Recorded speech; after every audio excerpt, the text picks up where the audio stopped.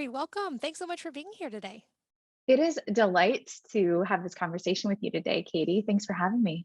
Well, I got to check out your book and I'm so excited for the topic that we're going to go deep on today.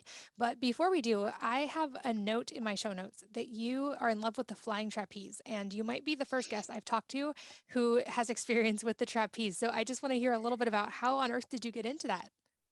So, yes, I am in love with the flying trapeze, and I also do aerial fabrics, so silks, a hammock.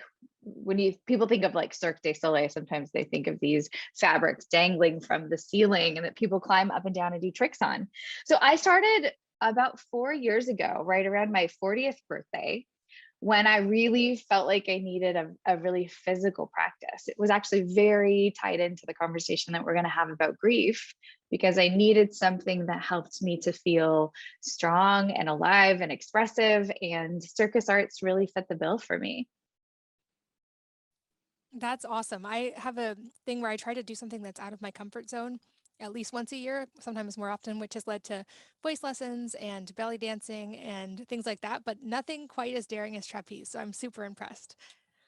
Um, Well, the trapeze is available to you. So anytime you want to come to Minnesota, we'll get you up on a trapeze rig. I might take you up on that. My kids have tried it and they loved it. They were good at getting me out of my comfort zone for sure. But the topic I'm so excited to talk to you about today is the topic of grief. And we're going to go in several different directions with this. But Yeah. I think most people have had some experience of grief in their lives, probably on a spectrum of small to like really, really intense grief. And you've now literally written the book on this, and it stems from your personal experience. And I'm sure it's a tough topic, but can you maybe walk us through what led to you writing this book? Yeah. So I've been a clinical psychologist my whole career. So I've been thinking about grief, thinking a lot about trauma.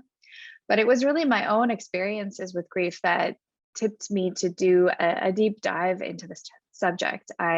Within a 6-month period, lost my dad to esophageal cancer and my younger brother to suicide. And both of those losses really rocked me in different ways. They created a lot of change within me, and they really reshaped the way that I see and understand what humans do when we grieve.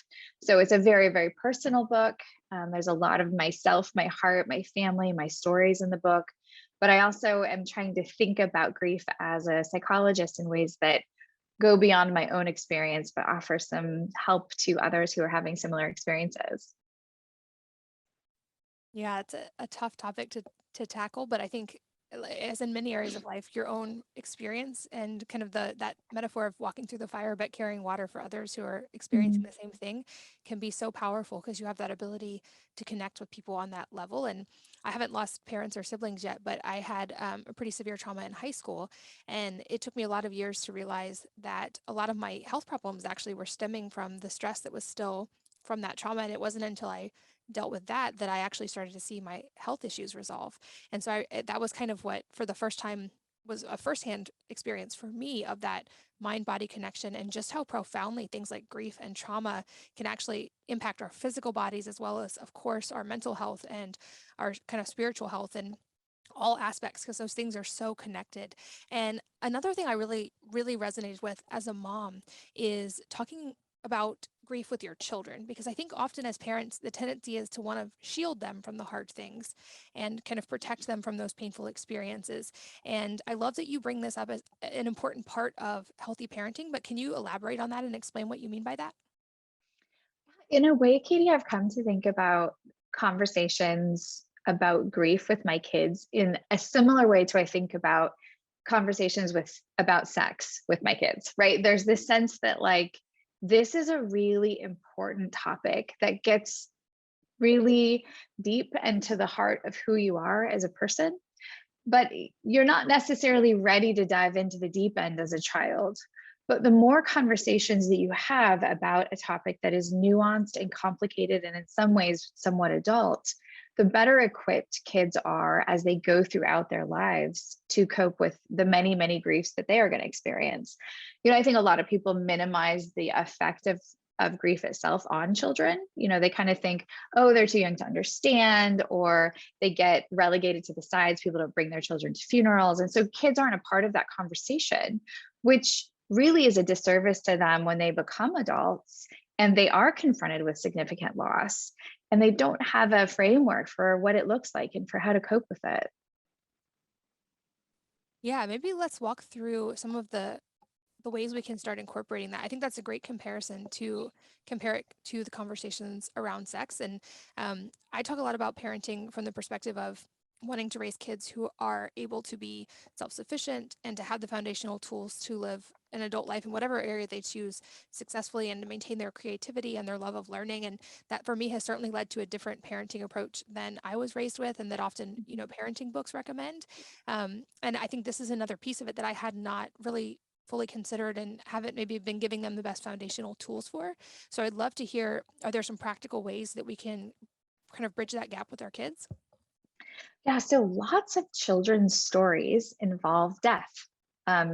Disney movies are ripe with opportunities to talk about loss. And one of the things that I've observed that is both a source of frustration and an opportunity is that in many of these children oriented stories around death, the person who is the hero in the story, often a child who's experienced a loss, there's maybe like a scene of them with one glistening tear at a graveside, but then they like jump into action and they go right to saving the world or building the robot or doing whatever hero's journey task they're given. And what's missing from those depictions in children's media is any kind of a grief process. And so one of the conversations that I've had with my kids, and my youngest were 8 when we kind of began this journey towards deep grief. And so this was a really lovely time to have a conversation around, hey, you see this character in Big Hero 6, in Frozen 2, in Star Wars. You see this character and how they're coping with the loss of their parent. Like, what do you think about that? Do you think that they're feeling the feelings associated with death? Or, what do you think comes up for them that maybe we don't get to see in the movie? What do you think's happening in their head and in their heart? And so that's a really lovely point of conversation that comes up often in, media exposure that just begins to help kids to be grief literate more than buy into this social narrative that when you experience a loss, you go to a funeral and then you get back to work the next day. Yeah, I love that idea of using things like movies that are not maybe like firsthand experiences, but still they can empathize with the feelings that are going on and understand the experiences there. And I think it also brings up an important point about even our language with our kids in less intense times. Like I often hear parents tell kids if they're crying or they're hurt, like, it's okay, don't cry. And that's something I've paid attention to and tried to model with my kids is not to shut down their feelings when possible. And I would Yeah. guess this is even more important with something as big as a loss, but to try to ask them how they're feeling rather than project on them how they're feeling and then echo back to them like, oh, I understand that you're feeling really, really sad right now, and not try to take that feeling away, but let them actually feel it. Because I know as an adult, I realized resisting a feeling tends to have it stick around longer, whereas being allowed to feel it and talk about it. I'll even ask my kids, where are you feeling it in your body? What does it Yes. feel I like, just love to give them that. tools, rather than trying to kind of shut down those emotions. I know for me as an adult especially, it was a kind of long process, embarrassingly a little bit, to learn how to actually feel my feelings, as silly as that sounds to say. Well, you talk about that mind body connection, and that's where it'll get you, right? When you're suppressing those emotions, when you're kind of stuffing them into a corner of yourself. And it usually doesn't work. It comes out some way in some somatic expression, or it comes out later in life when there's some other developmental cue that reminds you of that loss or that trauma. It will get you. That's a little bit dark language, but like unprocessed grief, unprocessed loss needs to have its due, needs the time and attention to heal and to become integrated into our sense of self and into our lives. And when we don't give it that, whether we're 15 when it happens or 40 or 7, it wreaks some havoc. So that invitation that you're giving to your children is so lovely. And I think such a huge part of becoming grief literate as kids, which is to say, what are you feeling? Let's give it some space. Can you describe it? Can you draw it? Where does it live in your body? Let's give that emotion really a sense of honor and reverence. And I think sometimes people are afraid that if they honor negative emotions, if they give them too much air or too much fuel, that they'll take over. And really, in my experience, it's the opposite. The more you give space, the more you give fuel for someone to feel anger, sadness, fear, the more that those emotions settle and they find a place within us, and they aren't as powerful as we think they might be. They're certainly less powerful than if we try to suppress them. Are there kind of predictable stages of grief? And if there are, I would guess maybe the length or the experience of each one varies. But as a psychologist, are there stages that you see people go through when they're experiencing grief? Yeah, so Elizabeth Kubler-Ross is sort of the grandmother of grief in the psychiatry world. And she was really lovely at helping to identify that grief has different parts. So, quite famously, most of your listeners will be familiar with, denial, anger, acceptance, bargaining, those kinds of terms. And one of the challenges of her work, and the part of her work that she's since sort of distanced herself from and say, hey, that's not what I meant, is this idea that grief proceeds in a predictable sort of stair step way. You go through one phase and then you kind of graduate to another phase and you graduate to another phase. It really doesn't function like that. The gift of her work was to say that grief is many things. It's not just sadness. It's not the glistening tear or the weeping widow. It is anger. It is negotiation. It can be really heady, right? Trying to make sense, that sense of bargaining and trying to figure out, like, how do I cognitively in my mind make sense of what's happening? So, stages, no.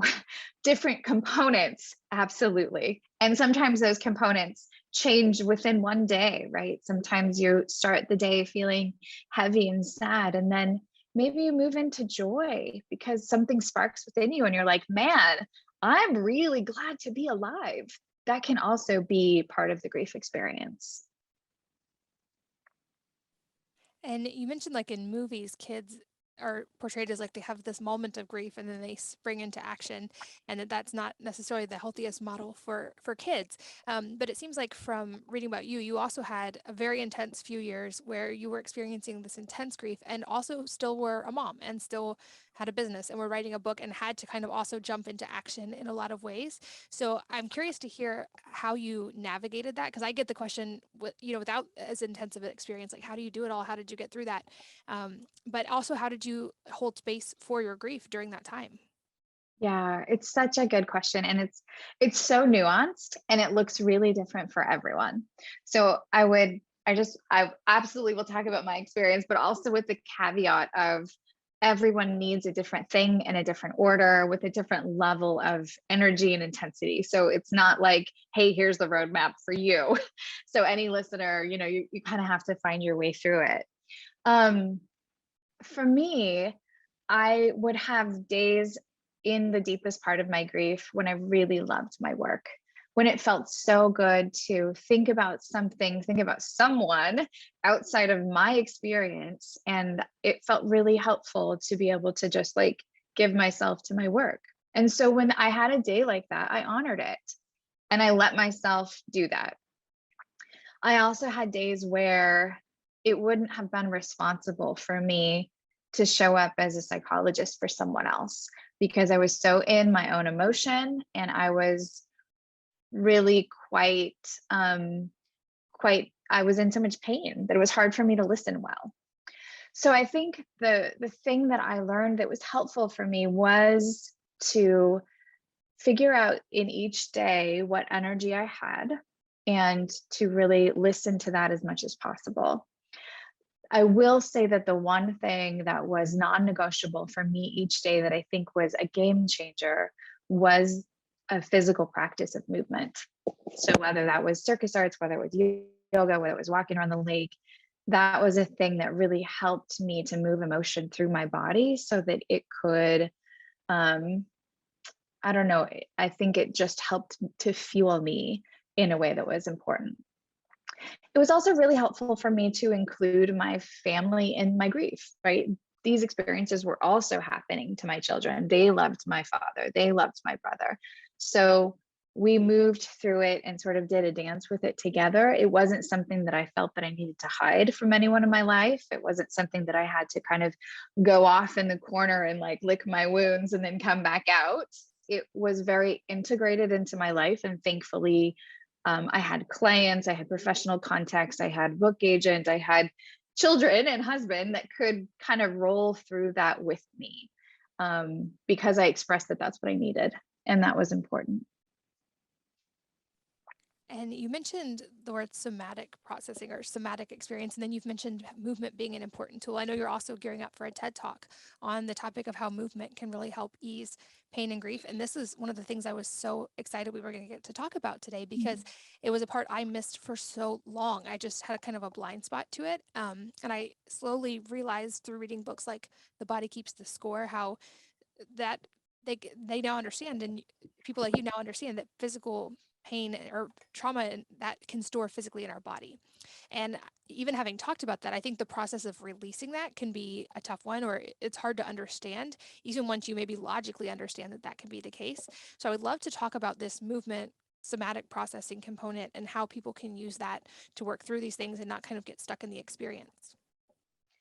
Yeah. So, on one level, there are somatically trained therapists who really help clients think through where is the pain held in the body. And then they're creative about thinking through movement that helps unlock that very specific individualized location of pain. So, for folks who are listening who are going through emotional experiences and feel like, wow, this is really integrated in my body, finding a somatically trained therapist is a really, really incredible resource. For the rest of us, or I guess for everybody too, though, um, the idea that we can move our feelings through with big movement became super powerful for me. It was something I knew cognitively, but I didn't really understand physiologically until I walked through these experiences. And it started with just being at the gym. Early on in my dad's experience with cancer, we sort of knew he was terminally ill, but it was a long slog. It was 18 months of trying all of these different treatments. And I would go to the gym and do the battle ropes, those big, heavy ropes. And I would just slam them to the floor and kind of beat them out with my body. In my head was thinking like, fuck cancer. Like that's all I was thinking was like a mantra. And I would say that in my head and just slam these ropes on the floor. And sometimes I would just weep and I would just cry in the middle of the gym. I mean, blessings to the people who work at my gym because they were very gracious and kind. But I just needed that big, huge emotion to get out these feelings. And then similarly, in my journey as an aerialist with the circus stuff, circus is just magical because it's very emotional. It's like dance, it's expressive, it's creative and artistic, but it's also very big body athletic. And so I could go and just feel the strength of my own aliveness as I was holding my body weight and climbing a piece of fabric all the way to the ceiling. And it was just this discipline, this sort of meditation in what it feels like to be strong enough to come from the bottom back up to the living world. And so there became all of these kind of poetic analogies for me in my physical practice that helped me reiterate, I'm alive, I'm okay, I'm in motion, I'm still here. And those were things that I needed when death felt very, very big in my world. I love that. And I think it shows that importance of kind of that two-way street of like for me, once I understood that, I think I always had this narrative that like, oh, when I work through this, then my body will be healthy again and it will work out. And I realized also the body is a very effective tool for helping to work through the mental stuff as well. And so it's very much a two-way beneficial positive feedback loop when you kind of get that figured out. And I love also you mentioned the battle ropes and almost like the anger release that was happening with that because I noticed this in my kids and learned this from them actually as well. Kids naturally are great, I feel like somatic processors. Like when they have a Yes. big emotion, they feel it with their whole body and they throw a temper tantrum. And certainly that can be expressed in ways that aren't healthy, like hitting a sibling. But I've tried to walk that balance with my kids of not shutting down the somatic expression of whatever they're feeling, but maybe just directing it into a safer way. Like, it's perfectly fine to have a temper tantrum. Let's go hit pillows, or let's go Hmm. outside and just hit the ground, but not another person, and like kind of separating that. But I feel like that helps them process so much faster through whatever those big feelings are that they're feeling. And then I had this, I feel like, very slow realization of, oh, maybe that works for adults too. And I had a Yes. therapist who was like, let's try some rage expression with you. And the first time, just trying to get me to yell, I was kind of like, ah. And she's like, no, no, no, no, no. And when I finally was able to actually like express that and let all those feelings come through, it was such a release. And I even like shook, like all the hormones of all of that letting go in my body. And I felt so much calmer and more parasympathetic after that. And so I Yeah. think that's like a valuable skill that I never would have expected, is like sometimes you need to throw a temper tantrum. Oh yeah. I mean, the power of like flopping on the floor and making a lot of noise and just letting your whole body feel is cathartic and empowering, and I think really helps us to feel integrated. I think one of the like greatest lies that we have believed as a modern society is this separation of mind and body, right? The mind body dualism that probably I think is attributed to Descartes, but it's just absolutely unhelpful. And people like me, psychologists and mental health therapists, have kind of perpetuated that unintentionally, not maliciously, but we've given, I think, too much emphasis to the role of words and this prefrontal cortex, higher order cognitive expression of our experiences. That's not to say I'm not a fan of therapy. I am. I mean, I'm a writer, I love words, but to pair those words with that more sort of back of the brain, more base, more embodied expression, I think is really where we feel our most whole and our most integrated.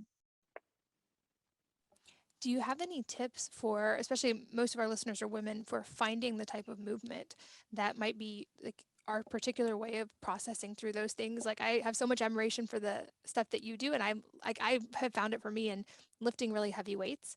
And I'm actually Mhm. realizing I have so much fear around even things like acro yoga, where I'm just picked a little bit off the ground, or being in the Yeah. air, which is an area I'm excited to kind of confront and work through. But any tips for finding a movement that helps you process? I think it is maybe that combination of things that you're like intrigued by and scared of, because that tends to be where some of the juicy emotion is living, right? You have a curiosity. Um, but I do think that things that take you to the outside of some of your own control, where you have to trust, even if it's floating, right? Even if it's just being in water and practicing the sensation of letting your body just let go enough to float, that might be a starting point for a lot of people. I think yoga is really powerful because it does involve the integration of breath and intention and some spirituality with movement. That said, a lot of us are pretty comfortable in our yoga classes now. So thinking about how to take those base skills and use them in different ways, whether that's in acro or in circus, or going back to like an adult ballet class. Maybe it's something you loved as a child, but you sort of lost that. I think that, dance as a genre, because it does involve this emotional expression as well as the physicality, can be a really lovely spot. Yeah, and it seems like for many people, dance might even be enough of the out of comfort zone experience, all in and of itself, to maybe Yep. trigger some of those things. I know, like, I can certainly admit to having it too, but dancing, especially in public, I'm like, oof, I don't know about that. Yep. But to take it seriously, because the thing I love about dance is, of course, it can be very, very technical. It can also be very like, let it all go. Like you're not thinking, you're just in the experience. But it is absolutely embodied. And it's hard to dance in a way that's not joyful. Even if you're doing something that's sadly expressive or expresses anger, usually on the other side of that is this experience of play, of joyfulness, of lightheartedness. And I think that's in some ways what we're trying to get to when we're doing these big body expressions, is we're releasing that negative affect, releasing the anger, releasing the emotion, in order to get to what's underneath that, which is a lightness, a playfulness, a joyfulness. It's a really important counterbalance to grief, and especially. Yeah, and I love like your multiple mentions of making this a family experience as well. My kids have had to process some big changes in the last couple of years as well, and that's one thing I've tried to figure out is how do I help them integrate this experience. And they're all really good about movement and their various activities like pole vaulting, but I've started doing things like Saturday morning. We call it Soft Rock Saturdays. We put on like 80s music, and while we're cooking breakfast, it's just like a ridiculous dance party. Yeah. But I was just trying to think of like how can I help them in their own way to figure out what's going to help them process. Any other tips related to making it a family experience? Because you mentioned you went through this obviously with your kids. Were there any things that were particularly helpful to them? We did do a lot of breath work as a family, actually. And there's some really great apps that do breath work for kids or breath work in general that are accessible to kids. I really like the Othership app, which combines breath work and music in a way that's sort of rhythmic. And then breath work with children is fun because you can involve like different things on their bellies. We had stuffed animals that my kids would put on their bellies, and we just sort of lay on the floor and like watch our little stuffed animal sort of move up and down as we would inhale and exhale. And so I kind of pulled that from my yoga background, but there's some amazing science around breath work, and kids are really into it. They like it. It's something that they can control, and it packs a lot of power without, you don't have to do like an hour long session, right? You can do 5 minutes, 10 minutes and have it feel really, really lovely for kids. As a psychologist, how do you feel or how do you navigate the balance of, like you mentioned, words are important, but we often lose sight of the body connection. And I've noticed, especially with my kind of teenage age kids, a lot of times they don't really want to talk about it necessarily. Mhm. How important is the actual talking about it? And is it enough to just support them and tell them, I'm here if you need me? Or do we need to kind of encourage the talking as well? I think the talking is important because the talking also, the labeling of things, the storytelling around experiences, first of all, helps with self reflection. It helps kids understand what they're going through when they have language for it.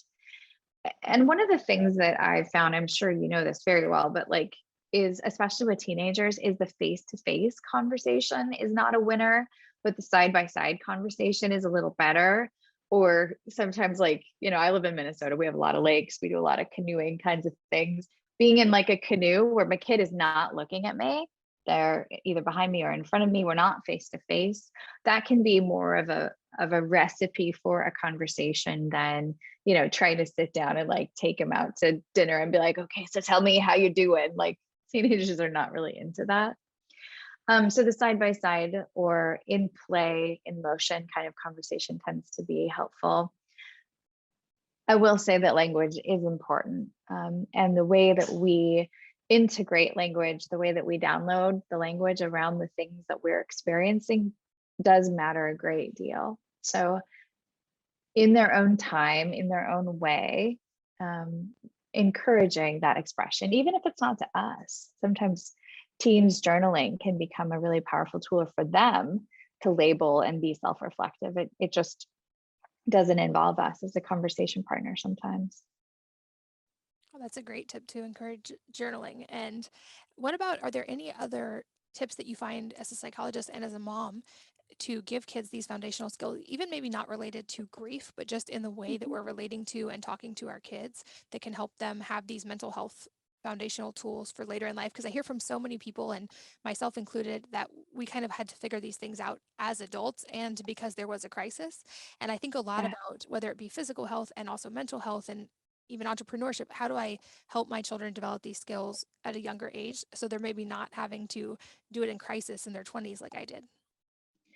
Yeah, I think sometimes it's the relaying our own experiences, right? It's the dinner time table conversation where I decide to say, I had a hard day because I just felt pretty sad today.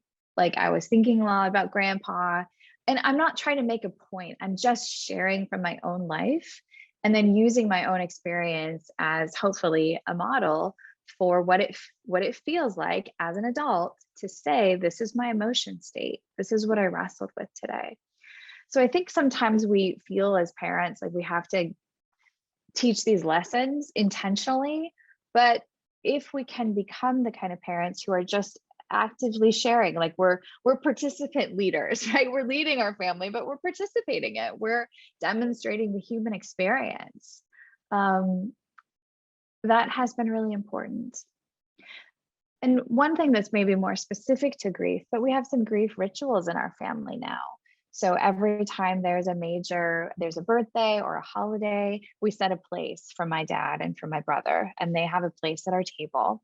And usually we put a candle on top of their plate. And so there's this very visual reminder. It's not overwhelming. It's not like we don't weep and cry and, we don't need to, but there's a reminder of this person that we've lost. And so we're sort of demonstrating that's welcome here. Loss is welcome here at our table. We're comfortable acknowledging this loss and letting it be part of our Christmas or our Thanksgiving or birthday celebrations.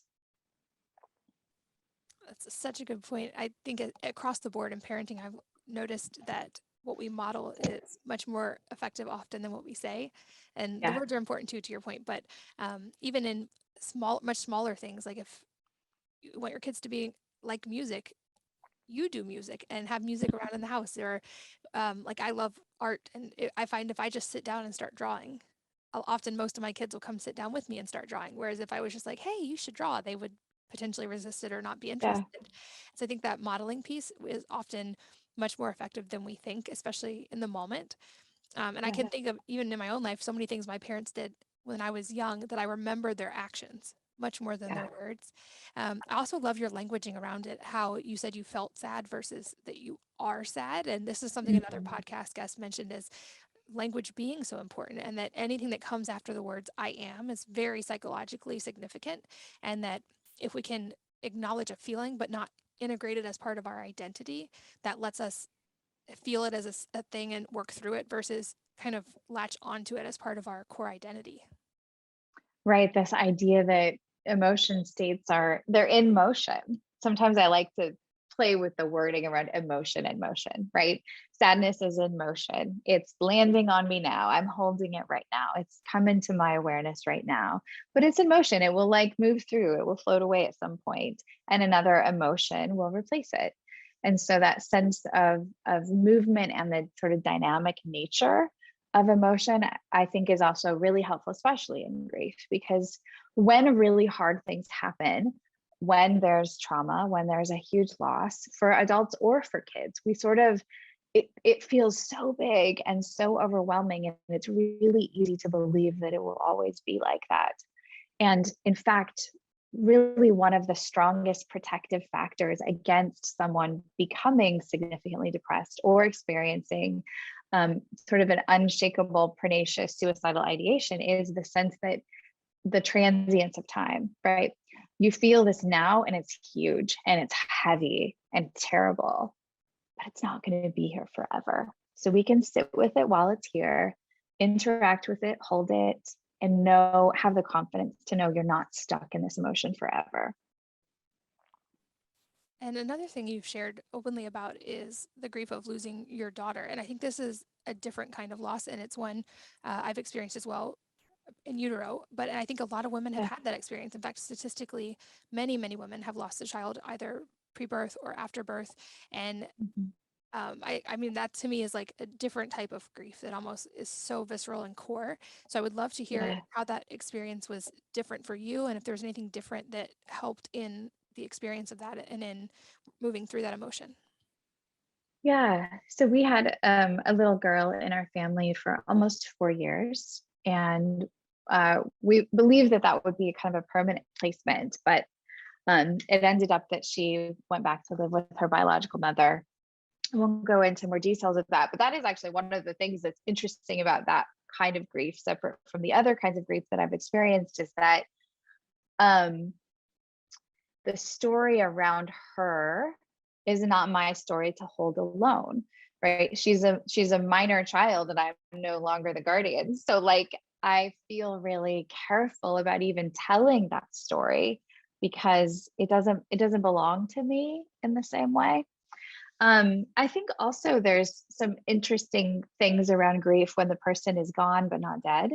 So she was my daughter. She lived in my family. I brushed her hair every day. I made her breakfast every day. All of the mothering that we all do for our children was part of my life in a daily experience for 4 years.